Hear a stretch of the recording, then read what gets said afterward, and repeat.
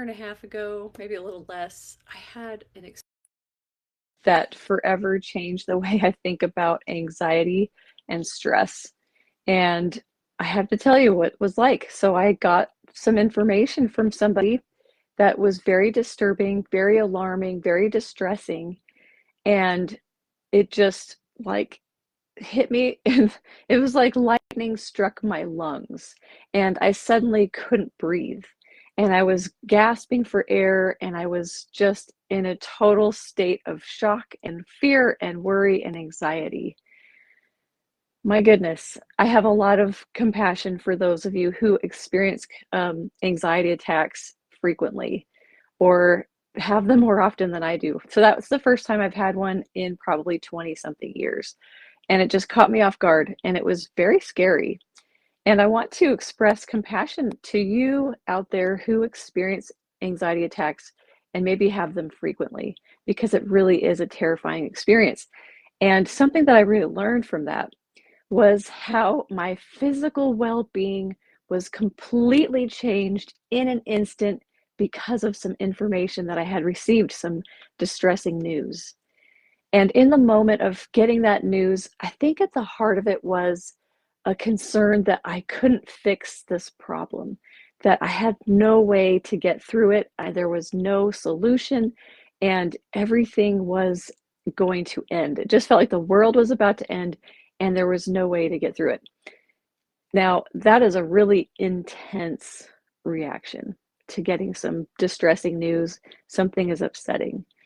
And when our brain believes that there is no way through, that this is too big and too awful, then our whole body, our whole nervous system can really go into a major freak out, if I can use that term. And that's what it felt like. It felt like my lungs were struck by lightning and everything was closing up.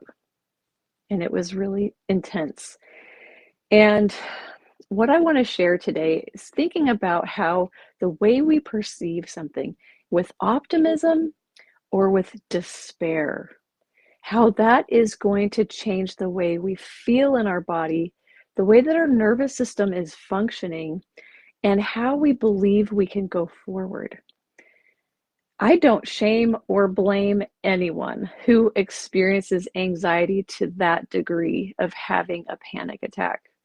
It is a natural response that your body is having based on some knowledge and information, some thinking now that your brain is operating with.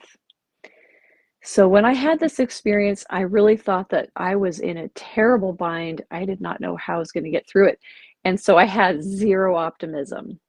I had zero hope, and I had no idea what to do. So I want to show you how we can train ourselves to take on this one powerful tool and utilize it in order to combat moments of distress. And even the everyday, maybe smaller things that can still sap your optimism and rob you of peace and hope and courage even. So something we're going to talk about today is the difference between the survival center of your brain and the thinking and reasoning part of your brain. Because when I had that moment of distress, my amygdala fired saying, this is a threat to me. This news that is overwhelming is dangerous. This new circumstance that I did not foresee. And my body then responded by believing that that was the threat and that was as big as it claimed to be, and that now I had to protect myself. I had to survive, and I had to go into some sort of battle mode or protection mode. So here is a simple diagram that can help you understand the difference. So when we are in our survival brain, that's when we have our threat response is fired up, our survival skills and tools that we were born with. They're very highly developed when we're born because we need to survive. As babies, we're wired to survive. So that survival instinct is very strong. And it's connected to three main things: avoiding pain, seeking pleasure, and conserving energy. In that moment of distress that I had, I think it was very connected to avoiding pain. My body felt a lot of pain when I believed that there was no way through this really difficult challenge. And so my survival instinct was, I need to avoid this pain. And so it froze up and I literally could not move. I almost couldn't even breathe. And my body was also reacting to that survival instinct to have pleasure. And so if I'm not feeling pleasure, then I am feeling the opposite. And my brain and my nervous system are saying, this is the total opposite of pleasure. Now I'm in deep distress, and this is a bad thing. Getting some bad news that something is hard, I'm going to have to get through. That's also going to hurt how much energy I can conserve. So maybe all three instincts were kind of triggering and figuring into this response that my nervous system was having. My goodness. Okay, so when we're in that survival mode, when we're in that threat response, the thinking and reasoning part of the brain is asleep. All that energy, the blood flow, the circadian rhythms, all the things that are happening in your body are focused on survival. And so deep thinking, reasoning, problem solving can be very limited and very hampered. So in that moment, I could not think of how I was going to get through this problem. I had no idea how it was going to resolve and that it actually would. It felt like now I had this permanent problem and there was no way to get rid of it. And I want to also point out that when we're in our survival center, things become very hyperbolic, very exaggerated. This is the worst thing ever. Do you ever hear that with your kids? It's time to leave the park. They've had a great time for 2 hours and now they're like, this is the worst day ever because they have to leave when they really had a great time before that, right? So when it comes to optimism, a really key thing is to understand how your brain is working, trying to protect you.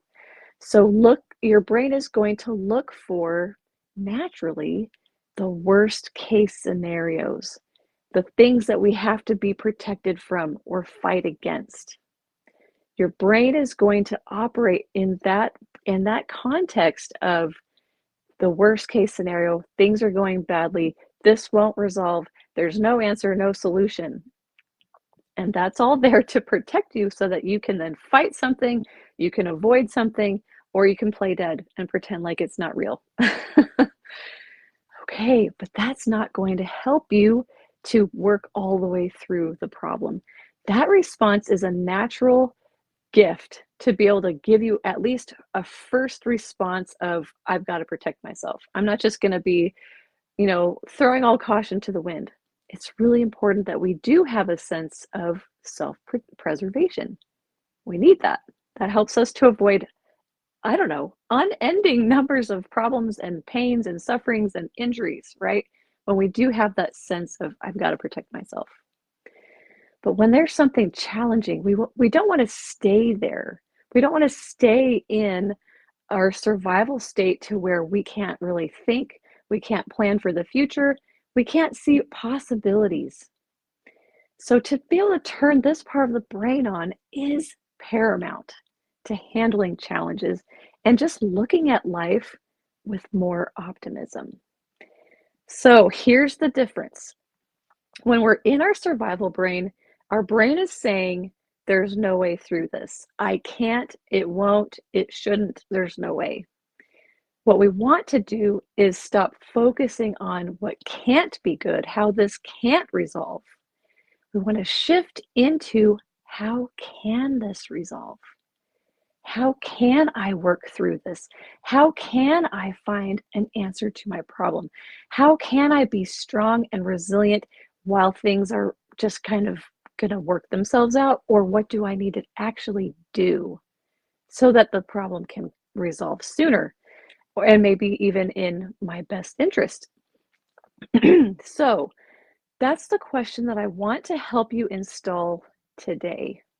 When you notice that you are becoming very pessimistic or even advancing into a despair mindset, If you are having a panic attack, that's a physical thing that I think needs to be handled physically before it can be cognitively. So in my case, what actually helped me that day was to get a glass of cold water. And that kind of soothed and kind of startled my system and got me to feel refreshed and have a positive feeling in my body. And that helped to start to calm down that anxiety response. That was really helpful for me. Unfortunately, I didn't have a whole lot of time to do anything else because I had to leave my house within 10 minutes to go and give a presentation at a local adult professionals group. So I didn't have time to like go do some meditation or go for a walk or run or lift weights or do anything that could possibly have also helped. So I kind of had to just, you know, kind of pull myself up and go because I had that obligation and that opportunity that I didn't want to miss. But the cold water really did a lot of good for me. And then also talking to myself in a positive way that brought affirmation that I was going to be okay, that I can still go do this presentation, and that slowing of my breathing helped to also calm that response. So those were a couple things that really helped me physically in that really big distressing moment of an anxiety attack. In our everyday life, in our everyday little circumstances and bigger circumstances, if we want to be resilient, we can't stay in our survival part of our brain and our body. We want to be able to move forward. So, adopting that belief today, when I start to feel pessimistic, when I feel my shoulders slumping, when I find myself getting kind of gripey and grouchy, complaining a lot, not seeing the way through, only looking at what's bad and negative and what's the worst. When I notice myself doing that, we can decide right now when I see myself doing that, becoming negative, complaining, and pessimistic. Notice the thought process that is happening. What am I saying to myself? Am I saying that there's no way through this? Am I saying this is the worst thing ever? Am I complaining about other people, that they're the worst, they do things badly? What am I talking? What's my internal dialogue about myself or others or my circumstance, no matter what size it is? And catch yourself. Oh, yeah, I'm being really grumpy right now. Train yourself now, give yourself permission and tell your brain that you want to notice that. I want to notice when I'm being grouchy and negative and pessimistic and complaining and griping and critical and judgmental. I want to notice that. When I'm doing that, it's because I'm in my lower brain. Something has triggered me to where I feel unsafe. I want to be up here in my prefrontal cortex. That's where the thinking, reasoning, planning ahead, being creative, being a problem solver, that's where I want to get into. So I'm going to tell myself, what can I do? How can it work out? Who could I talk to that could be a good resource? Who could be someone who could maybe even help me with this? Give me some advice or actually walk me through it and maybe even provide something for me that's going to help me to go forward. Is there a resource on the internet? Probably, right? There are gazillions of videos of all kinds on the internet. Is there someone who has been through this before? Is there someone who could just love me and pep talk me so I can keep going?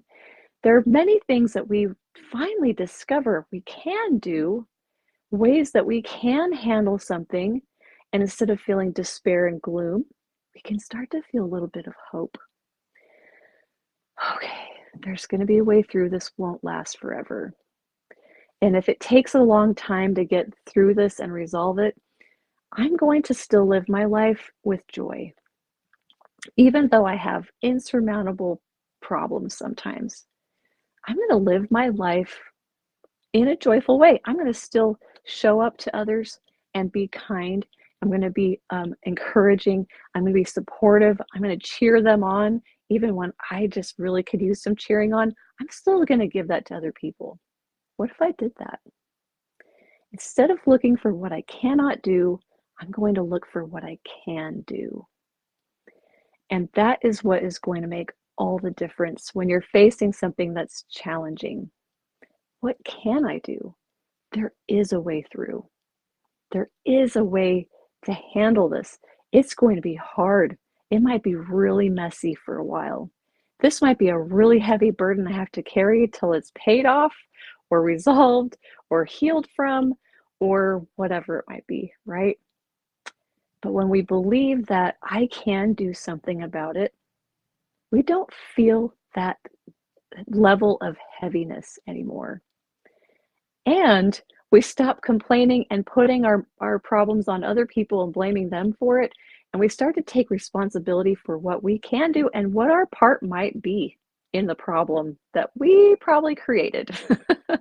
Or what part did we play, right? When we start to get back into our thinking, reasoning part of our brain, we're willing to see what we did wrong or not so well, and we're willing to take responsibility for it and try to make amends or resolve it, pay it off, whatever we need to do.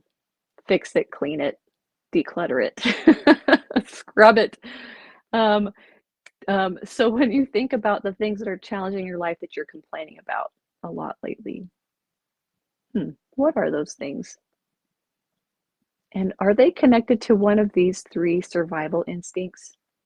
If you're complaining about a dirty house, is it because you don't really want to spend the energy to clean it up? Maybe you're more likely to blame other people for their part that they've played and maybe not take as much responsibility for your own part. Sometimes we do that. Are we frustrated or stressed or worried about finances? Well, it doesn't feel very good, right? We want to have pleasure. We want to avoid pain. When it comes to money, we want things to be easy and get whatever we want, whenever we want. So having to budget sounds pretty boring and lame and hard. We have to rein ourselves in. But when we can come back to our thinking brain and say, but if I do budget, then I can have that thing that I want, but it just might take some time to get there. Or I might find, a cheaper way to achieve that and to acquire it. So when we're up here, we are thinking about solutions. We're thinking about possibilities.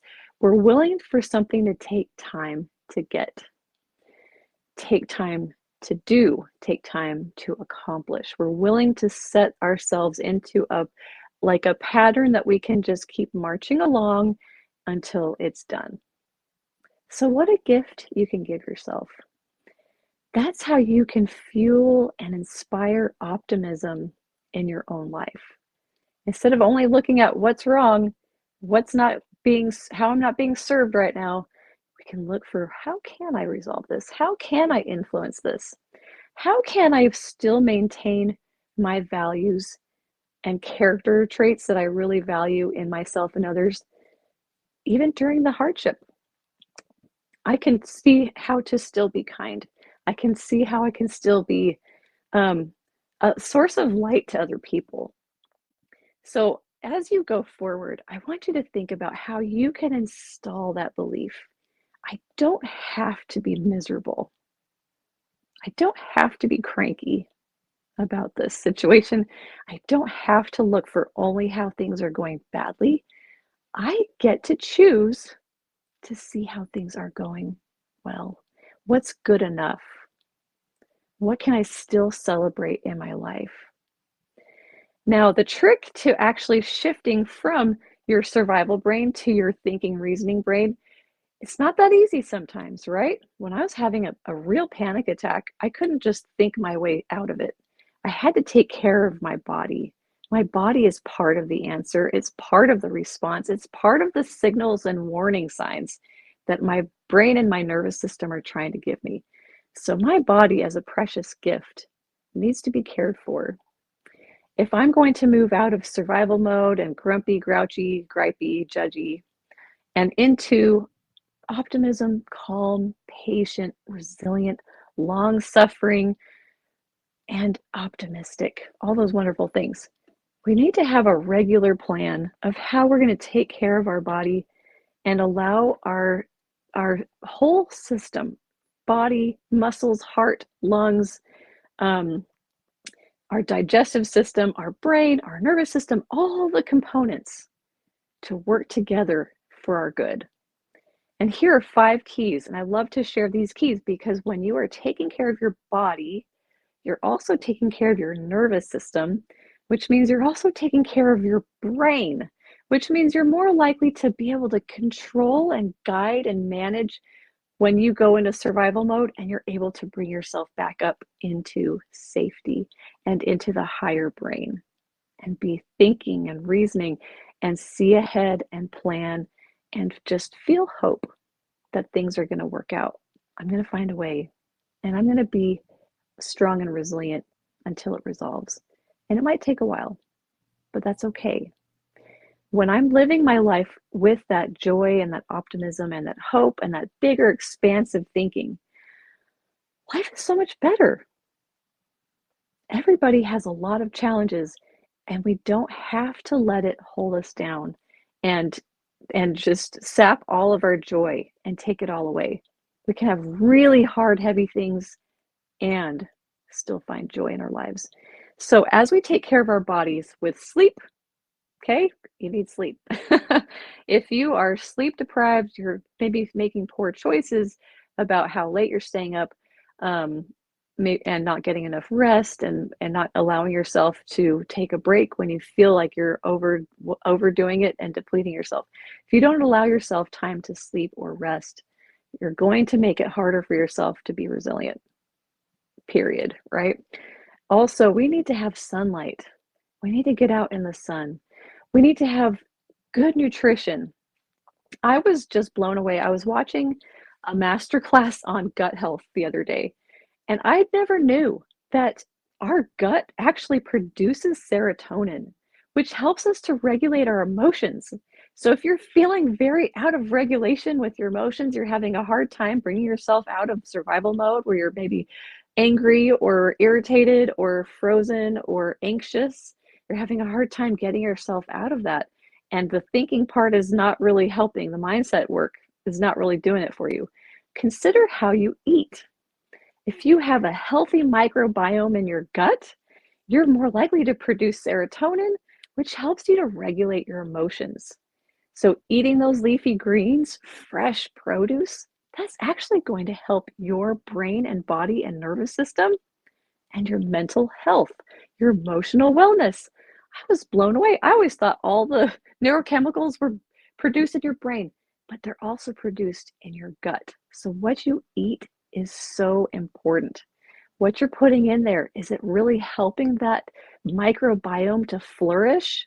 Think about a beautiful, like exotic tropical garden or forest, all the beautiful flowers and everything's bright and big and luscious and dark green and light green and all the colors.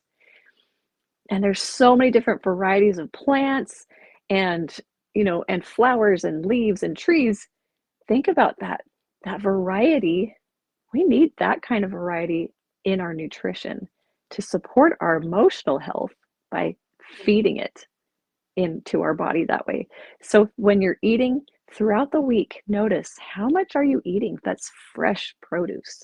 How much of that is going to support you? Well, all of it. But how much are you eating that's fresh? Are we eating a lot that's processed?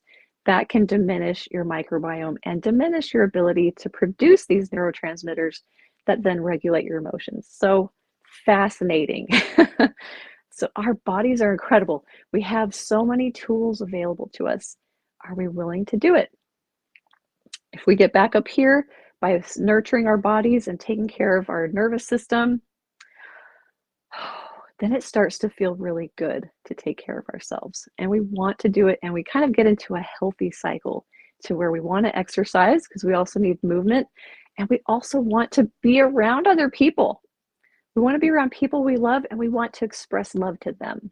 We're not just there to take it all. We want to give it. We feel really, really good when we're extending love and belonging and care and concern to other people. Nurturing them feels so rewarding. It's not just about what I get. So that's a good framework for you. So if you find yourself like stuck in a pattern of being miserable and grumpy and grouchy, this starting to take care of your body, your nervous system can help you to lift up into that mindset of what can I do? How can I make this work out for my good? How can it work and be good and maybe even have a better result than I ever imagined? So that's the gift for you to take today. Think about your brain, how you can support yourself, your nervous system. These 5 keys are a powerful way to get started. And then instead of saying it can't work, there's no way, here's 1,000 ways that it can't work, because your brain is wired to look for the worst case scenario, right? As a survival instinct. But when you are moving up into your mature part of your brain, you're going to start to find it easier to say, okay, what can I do? How can I resolve this? How can I solve this problem? What if I tried this? What if I tried that? What if I talked to that person? What if I used that resource? And now you don't have to worry so much. You can cultivate that optimism that it can resolve, that I have the ability to make my life better. No matter what the circumstances are, I can feel better, I can behave better, and I can feel more hopeful about the future. And look at problems in their proper perspective. Maybe this is a small one. Maybe that one's pretty small too. I don't have to have that big of a response. It's really only this big of a problem. So my name is Michelle Cox. I am a certified life coach, and I hope you enjoyed today's discussion on how we can cultivate optimism by looking for what we can do. And then using our body, nurturing and nourishing our bodies can help us to stay in that mindset and get back into it more easily. So if you'd like to learn more, I recommend looking up my book on Amazon. I'll put a link in the comments, and you can learn how to make your nervous system as resilient as possible, see how it works together, nervous system and mindset, how they work together to help you to overcome challenges, to see things with optimism, to find solutions, to be a problem solver, and to live your life with joy, no matter what the circumstances are. So thank you for joining me, and I look forward to sharing some more thoughts with you next week on Let's Talk.